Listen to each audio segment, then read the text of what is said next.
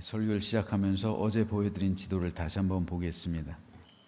어제 우리가 읽은 여호수아 10장은 파란색으로 표시된 가나안 땅의 중부 지역에서 벌어졌던 아모리 족속의 5 왕들과의 전쟁과 그 이후로 주황색으로 표시된 가나안 남방 지역의 정복 전쟁에 대해서 기록하고 있습니다. 그래서 중간에 파란색으로 표시된 것은 먼저 허리를 끊었다고 했어요. 그래서 남과 북을 끊어버리고 동맹을 맺지 못하게 했던 것, 그리고 이후로 남방을 정복한 다음에 마지막으로 북방을 정복하는 과정을 여호수아 오늘 우리가 읽은 11장에서 기록하고 있습니다. 이때 가나안 북쪽 지역의 성읍들은 이스라엘군이 중부 지역 그리고 남부 지역을 정복한 사실에 경악하죠. 그리고 심히 두려워하며 떨었습니다. 그래서 그들은 연합군 동맹을 맺습니다. 그래서 그 가나안 전 지역 북방을 중심으로 해서 전 지역에 있는 족속들과 동맹을 맺어서 이스라엘 군대에 대항하려 했습니다. 이러한 내용으로 11장은 크게 두 문단으로 나눌 수가 있습니다. 15절까지는 가나안 북부 세력의 반이스라엘 군사동맹 및 이스라엘의 승리와 정복에 대해서, 16절에서 23절은 요단 서편 가나안 본토의 주요 거점 장악에 대한 약술과 안악자손 진멸 강조 및 종전 선언을 기록하고 있습니다. 오늘은 이 가운데서 1절에서 5절 말씀에 대해서 잠시 살펴볼게요. 하솔 왕 야빈이 이 소식을 듣고 마돈 왕 요밥과 시므론 왕과 악삽 왕과 및 북쪽 산지와 긴네롯 남쪽 아라바와 평지와 서쪽 돌의 높은 곳에 있는 왕들과 동쪽과 서쪽의 가나안 족속과 아모리 족속과 헷 족속과 브리스 족속과 산지의 여부스 족속과 미스바 땅 헤르몬 산 아래 히위 족속에게 사람을 보내매 그들이 그 모든 군대를 거느리고 나왔으니 백성이 많아 해변에 수많은 모래 같고 말과 병거도 심히 많았으며 이 왕들이 모두 모여 나와서 이스라엘과 싸우려고 메론 물가에 함께 진쳤더라. 이스라엘의 전승 소식을 알고 있었던 이 하솔 왕 야빈은 가나안 지역에 있던 모든 족속들을 모아 동맹을 맺고 연합했습니다. 이는 분명 여호와 하나님께서 이스라엘 백성을 위해 싸우신다는 소식을 들었을 겁니다. 하나님께서 우박을 내려서 칼날에 죽은 자보다 우박에 맞아 죽은 사람이 더 많게 하셨고, 또 기브온을 위해서 싸울 때 태양도 멈추게 하셨고 달도 멈춰 세웠다는 소식 들었을 겁니다. 하지만 그들이 어떻게 반응합니까? 이 모든 소식을 알고 있음에도 불구하고 그들은 수많은 사람들 모아요. 즉 하나님이 아니라 사람의 수를 많이 모으면 자기들이 이길 줄 알았던 겁니다. 그리고 그들은 오히려 더 강경하게 나와요. 그래서 가나안에 있는 모든 족속들을 다 모았던 겁니다. 이것을 통해 우리는 영적 전쟁에 있어서도 동일하다는 사실을 깨닫게 돼요. 이상하게 기도할수록 마귀 공격 역시 더 강해져요. 희한한 일이에요. 기도하면 마귀 공격이 그쳐야 될 것 같은데 기도하면 기도할수록 마귀의 공격도 강해져요. 예수님을 마귀가 유혹했죠. 3가지 시험을 줬잖아요. 언제 줬어요? 금식기도 40일. 예수님의 영성이 최고조에 있을 때 마귀가 공격해요. 예수님의 영성이 최고조에 있을 때 마귀도 가장 적극적으로 유혹해요. 참 신기한 일이에요. 여러분, 마귀는요 그냥 아무나 안 건드려요. 그냥 건들 필요가 없는 사람은 안 건드려요. 가만히 있어도 뭐 내 수한데 뭐하러 건들겠어요. 가만히 있어도 뭐 마귀가 볼 땐 잘하고 있는데 마귀가 볼 때 잘하고 있는 거 이거 안 되는 거예요. 그죠? 가만히 있어도 잘하고 있는데 마귀가 뭐하러 건들겠어요. 그런데 마귀가 건드리는 사람은 어떤 사람입니까? 여러분이에요. 여러분 지금 새벽기도 나오시는 분들. 그죠? 여러분 건드리는 거예요, 마귀가. 기도하지 않는 사람 뭐하러 건드려요, 마귀가? 안 건드리죠. 건드릴 필요가 없잖아요. 괜히 건드렸다가 각성해가지고 기도하면 어떻게 해요? 건드릴 필요가 없어요. 기도하는 사람들, 예배 철저하게 하나님 앞에서 드리는 사람들, 가정 예배 드리는 사람들, 말씀 보는 사람들, 하나님의 말씀을 사모하는 사람들, 찬송 듣는 사람들, 이렇게 영적으로 깨어 있는 사람들을 마귀는 공격하고 유혹하는 거예요. 영적으로 거룩하고 순결하고 정직하고 순수한 믿음의 삶을 살아가려고 하다 보면 유혹이 더 많아져요. 하나님 나라에 대해 열심을 가지고 헌신하고 충성하려고 하면 시험거리가 더 많아요. 예수님께서는 달란트 비유를 통해서 잘하였도다 착하고 충성된 종아 라고 말씀하시죠. 왜 예수님께서는 잘하였도다 착하고 충성된 종아 라고 부르시면서 그에게 내 주인의 즐거움에 참여하라 말씀하셨을까요? 뭘 잘했다는 걸까요?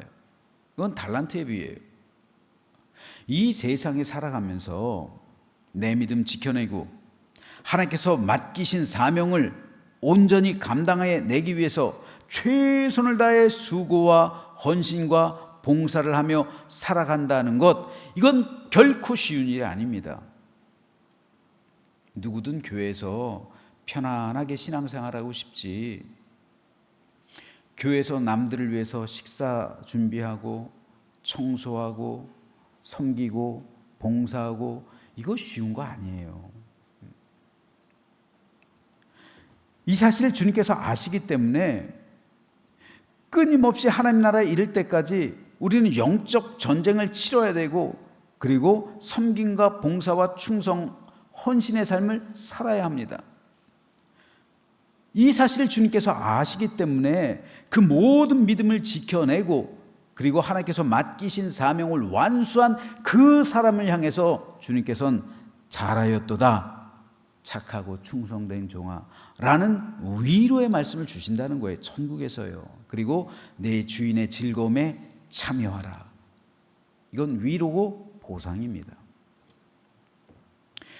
그렇기 때문에 우리는 하나님 나라에 이를 때까지 끊임없는 영적 전쟁을 치러야만 합니다.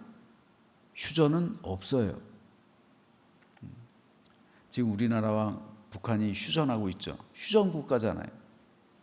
근데 국가와 국가는 휴전할 수가 있어요. 근데 악의 세력과 하나님의 교회는 휴전해서는 안 되는 거예요. 휴전이 뭡니까? 전쟁을 쉬는 거잖아요. 멈추는 거잖아요. 전쟁을 멈추고 서로 상생하는 거잖아요. 이게 휴전이잖아요. 그런데 하나님의 교회와 사탄의 세력이 휴전한다고요? 그게 있을 수 있는 일일까요? 그렇지 않아요. 그리스도인에게 있어서 우리의 삶, 우리 인생은 마치 전쟁하는 삶입니다. 끊임없이 전쟁하는 전시예요, 전시. 근데 문제가 뭡니까? 교회가 전쟁을 안 해요. 전쟁을 안 하니까 악의 세력이 활개치고 다녀요. 목회자와 성도가 영적 전쟁하지 않고 쉬고 있으니까 공중 권세 잡은 사탄이 이 세상에서 영향력을 확대해 나가요. 그만큼 하나님 나라가 축소하고 있어요. 여러분, 그 차별금지법이라든지 이런 것들이 전 세계적으로 활개치고 다니는 거 아시죠? 그것 때문에 교회가 분열돼요. 지금 UMC 미국 감리교회도 분열됐어요. 그 문제 때문에요. 동성애 찬성하는 교회, 반대하는 교회, 이것 때문에 갈라졌어요.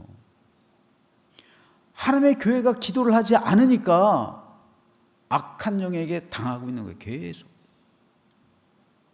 전쟁을 하지 않으니까 악한 영들과 전쟁하지 않으니까 계속 악한 영이 이끄는 대로 끌려가는 거예요.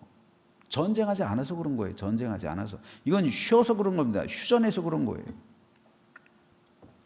공중 권세 잡은 사단이 이 세상에서 영향력을 확대해 가고 있단 말입니다. 그래서 자기 뜻대로 조종하고 있어요.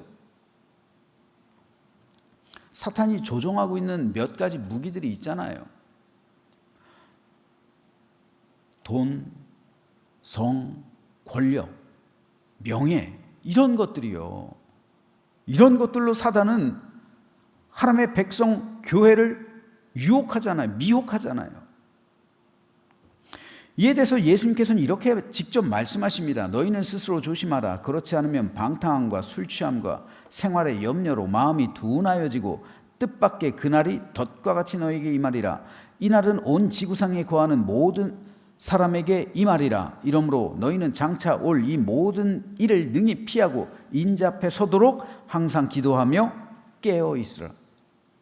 예수님께서 다시 재림하신 날, 예수님의 재림은 두 가지 종류가 있잖아요. 첫째는 우주적인 종말, 그렇죠? 우주적인 종말이 뭡니까? 진짜로 예수님께서 오셔가지고 전 우주적으로 종말이 오는 것. 두 번째는 개인적인 종말이 있잖아요. 개인적인 종말은 뭡니까? 나의 죽음이잖아요. 그런데 나의 죽음, 우리는 이 세상에서 크로노스적인 시간대, 물리적인 시간대에 살지만 영혼의 세계는 카이로스의 영역이잖아요. 카이로스의 시간이잖아요. 그거는 뭐 미래, 현재, 과거가 한꺼번에 섞여 있는 그런 영혼의 시간대기, 무한대의 시간대이기 때문에 이 물리적인 시간대에 영향을 받지 않아요. 그렇기 때문에 우리가 죽는 그 순간 예수님의 재림, 우주적인 종말과 개인의 종말이 이어지는 거예요. 그렇기 때문에 개인의 종말은 곧 우주적인 종말과 맞닿아 있는 거예요. 이로써 우리는 죽음을 통해서 예수님을 만나는 거죠. 예수님의 재림을 우린 맞아들이게 되는 거예요. 그런데 왜 재림이 중요합니까? 재림엔 반드시 심판이 있잖아요. 나의 죽음과 동시에 나는 하나님의 백보자 심판대 앞에 섭니다. 나에게는 반드시 내가 죽는 그 순간 내가 둘 중에 하나예요. 내가 천국에 가느냐 지옥 가느냐 둘 중에 하나잖아요. 다른 길이 있어요? 가톨릭에서는 연옥을 가르치지만 그렇지 않잖아요. 다른 길이 있습니까? 천국과 지옥 외에? 여러분, 내가 육신이 살았어도요, 하나님 보실 때 영이 지옥 가는 인생이면 그 사람은 죽은 거예요. 하지만 내가 죽었어도 영이 살아있으면 그 사람은 살은 거예요. 이거요. 그렇기 때문에 인자 앞에 서도록 너희는 장차 올 모든 일을 능히 피하라. 하나님의 심판을 피하라는 거예요. 지옥 권세 피하라는 겁니다. 그리고 인자 앞에 서도록, 다시 말해서 예수 그리스도 앞에 서도록, 천국으로 인도받도록 어떻게 하라고요? 항상 기도하며 깨어 있으라. 기도하며 깨어 있으라고요. 예수님께서 하신 말씀이에요. 너희 영혼이 천국에 들어가야 될 것 아니냐? 나와 함께 있어야 될 것 아니냐? 그러기 위해서는 항상 기도하라. 깨어 있어라. 베드로가 말한 것처럼 마귀는 우는 사자처럼 다닌다. 깨어 있어라. 깨어 있으라는 거예요. 그래야 사단의 공격에 우리가 대비를 하고 우리도 사단을 공격하죠. 예수 그리스도의 영적 전쟁을 하죠. 영적 전쟁을 하지 않으면 어떻게 돼요? 이 34절에 있는 말씀처럼 영적 전쟁을 하지 않으면 방탕하게 돼요. 술 취하게 돼요. 생활의 염려로 인해서 마음이 둔해져요. 둔해진다는 게 뭡니까? 비대해진다는 거예요. 기름이 낀다는 거예요. 그리고 뜻밖의 전혀 내가 생각하지도 못한 그때 그날 예수님의 재림이 덫과 같이 너에게 임한다는 거예요. 그래서 너희 영혼도 잘못하다간 지옥 간다는 거예요. 여러분, 그러므로 예수님의 이 경고의 말씀처럼 우리가 이 모든 일을 능히 피하고 인자 앞에 서도록 항상 기도하며 깨어 있으라. 예수님의 말씀이잖아요. 예수님이 이 말씀처럼 기도하지 않으면 잠들어 있는 거예요. 목회자와 성도의 영혼이 잠들어 있고 교회가 잠들어 있으면 이 세상 죽어가는 사람 누가 깨웁니까?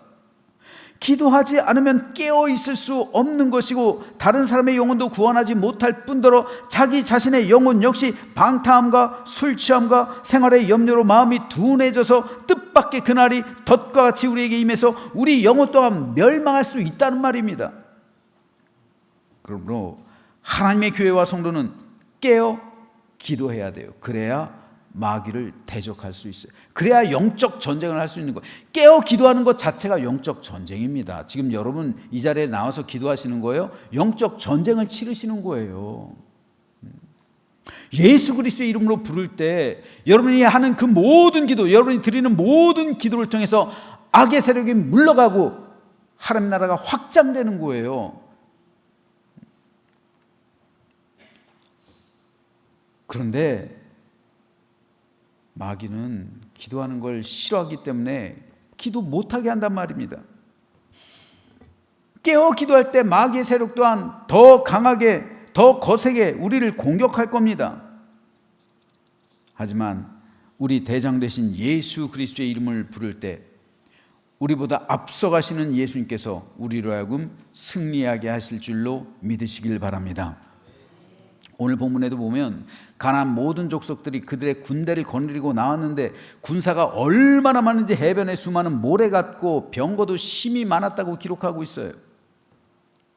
이스라엘엔 병거가 있다는 기록이 없어. 오히려 하나님께서는 병거를 불살라버리라고 말해요. 말의 힘줄 끊어버리라고 말합니다. 왜요? 이스라엘이 말을 의지할까 봐. 병거는 오늘날 말하면 탱크예요. 탱크. 병거를 의지할까 봐, 여호와를 의지하지 않고 하나님을 의지하지 않고 말의 힘을 의지하고 병거의 힘을 의지할까 봐 하나님께서는 병거를 불살라라. 그리고 말의 뒷 발목 힘줄 다 끊어버려라. 왜 그럽니까? 하나님만 의지하라고요. 내가 너희를 위해서 싸우는 거지 너희는 말로 싸우는 게 아니야. 너희는 병거로 싸우는 게 아니다. 이스라엘은 실제로 병거가 없었어요.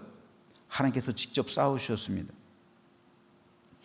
숫자적으로 볼 때, 무기로 볼 때 가나안 동맹군에 비해 이스라엘은 절대적인 약세였습니다. 열세 있었어요. 하지만 하나님께서 그들을 대신해서 싸우셨을 때 가나안 군대는 추풍낙엽일 수밖에 없었던 겁니다. 지금도 마찬가지입니다. 오늘도 여전해요. 아무리 마귀의 세력이 강해도 하나님께서 나를 대신해서, 우리 가정을 대신해서, 우리 교회를 대신해서, 우리 성도를 대신해서 싸우신다면 그 마귀의 세력은 모조리 무적행으로 들어가게 될 줄로 믿으시면서 예수 그리스도의 이름으로 부르짖길 소망합니다. 그래서 이스라엘에게 닥친 위기는 곧 구원의 기회가 되었다는 사실을 기억하면서 오늘 하루 하나님께 모든 것 맡기고 예수 그리스도의 이름으로 나아가며 승리하는 믿음의 삶이 되시기를 주님의 이름으로 축원합니다.